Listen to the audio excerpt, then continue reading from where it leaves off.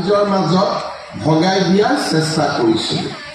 যেতিয়া আমি 830 টকা 2020-21 চনত আৰম্ভ কৰিছিলোঁ, তেতিয়া আমি ভাবিছিলোঁ 830 টকাৰ 400 টকা প্ৰতিটো পৰিয়ালে ঘৰত প্ৰয়োজনীয় হোৱা মেডিচিন, বিশেষকৈ যি ঘৰত বৃদ্ধ আই মাতৃ থাকে, যি ঘৰত বেমাৰী ল'ৰা ছোৱালী থাকে, নিৰ্দিষ্টকৈ তেওঁলোকে কিছু টকা পৰিয়ালৰ ঔষধ কিনাৰ বাবে খৰচ কৰিব লাগে।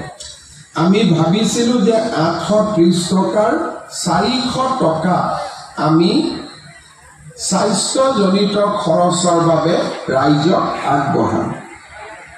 200 টকা আমি প্ৰত্যেকটো পৰিয়ালে যাতে 4 কিলোগ্ৰাম দালি কিনিব পাৰে, তাৰ বাবে আমি 50% ৰাজ সাহায্য, 80 টকা ঘৰখনৰ বাবে ক্ৰয় কৰা 4 কেজি চেনিৰ বাবে ব্যয় কৰা মাহিলী খৰচৰ 50%, 150 টকা ফল মূল আৰু শাক পাচলি কিনিবৰ বাবে আমি 830 টকা ৰাইজৰ ওচৰলৈ আগবঢ়াইছিলোঁ। অৰ্থাৎ প্ৰতি কেজি অৰুণোদয় পৰিয়ালে যেতিয়া দালি কিনে, তেতিয়া সেই দালিৰ বিপৰীতে আমি 50% অৰ্থাৎ 200 টকা ৰাজ সাহায্য দিওঁ। আমি ধৰি লওঁ যে এটা পৰিয়ালে প্ৰতি মাহত 400 টকাৰ দালি কিনে, 200 টকা ইয়াৰ খৰচ চৰকাৰে দিয়ে। 80 টকাৰ 160 টকাৰ তেওঁলোকে চেনি কিনে, তাৰ 50% অৰ্থাৎ 80 টকা ৰাজ্য চৰকাৰে আগবঢ়ায়। 830 টকাৰ অৰুণোদয় দালিৰ খৰচ, চাউলৰ খৰচ, ঔষধৰ খৰচ আৰু 150 টকাৰ বাবে ফল মূল আদিৰ খৰচ জড়িত হৈ থাকে।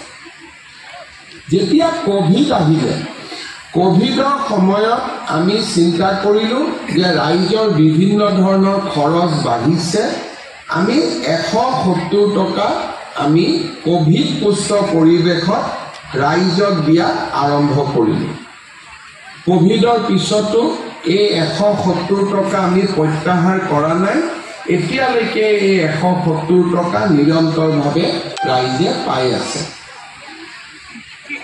2022 চনত ৰাইজৰ মাজত এটা অভিযোগ আহিলে যে বিদ্যুতৰ খৰচ বাঢ়িছে।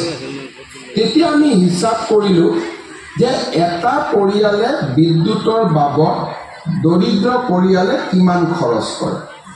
আমি পালোঁ যে তেওঁলোকে 500 টকা ইলেক্ট্ৰিচিটিৰ কাৰণে খৰচ কৰে, বিদ্যুতৰ মাচুল দিয়াত খৰচ কৰে দৰিদ্ৰ পৰিয়ালে। তেতিয়া আমি ইলেক্ট্ৰিচিটি বোৰ্ডক যদি 250 টকা ডাইৰেক্টলি দি দিলোহেঁতেন, তেতিয়া ইলেক্ট্ৰিচিটি বোৰ্ডে ৰাজ সাহায্য দিব পাৰিলেহেঁতেন। কিন্তু আমি চিন্তা কৰিলোঁ যে প্ৰতিটো পৰিয়ালৰ 500 টকাৰ প্ৰয়োজন নহয়, কোনোবা 200, কোনোবা 300, কোনোবা 400 টকা। গতিকে ৰাইজে যাতে প্ৰতি মাহে ইলেক্ট্ৰিচিটিৰ যি খৰচ দিয়ে, সেই খৰচত আমি 250 টকা চৰকাৰৰ পৰা আমি দিয়াৰ আমি ব্যৱস্থা কৰিব পাৰোঁ। তেনেকৈ 830 টকাৰ অৰুণোদয় প্ৰথমে 1000 টকা হ'ল, দ্বিতীয়তে 1250 টকালৈ ই বৃদ্ধি পালে। এতিয়া প্ৰশ্ন হ'ল যে অৰুণোদয় 3 কি? লোকসভা নিৰ্বাচনৰ সময়ত আমি ৰাইজক ঘৰে ঘৰে একোখনকৈ সমীক্ষা পত্ৰ দিছিলোঁ যে কোনে কোনে অৰুণোদয় আঁচনি পোৱা নাই, কাক কাক নিযুত মইনা আঁচনি লাগিব, আৰু কাৰ ঘৰত পৰিয়ালৰ মূল ব্যক্তিজনক জীৱন বীমা কৰি দিয়াৰ প্ৰয়োজনীয়তা আছে। এই 3খন আঁচনিৰ ফৰ্ম প্ৰপত্ৰ যেতিয়া আমি ৰাইজক দিছিলোঁ, তেতিয়া বহুতে ইয়াক লৈ হুলস্থুলো কৰিছিলে, বাতৰি কাকত মিডিয়াত বিৰোধী পক্ষই সমালোচনা কৰিছিলে।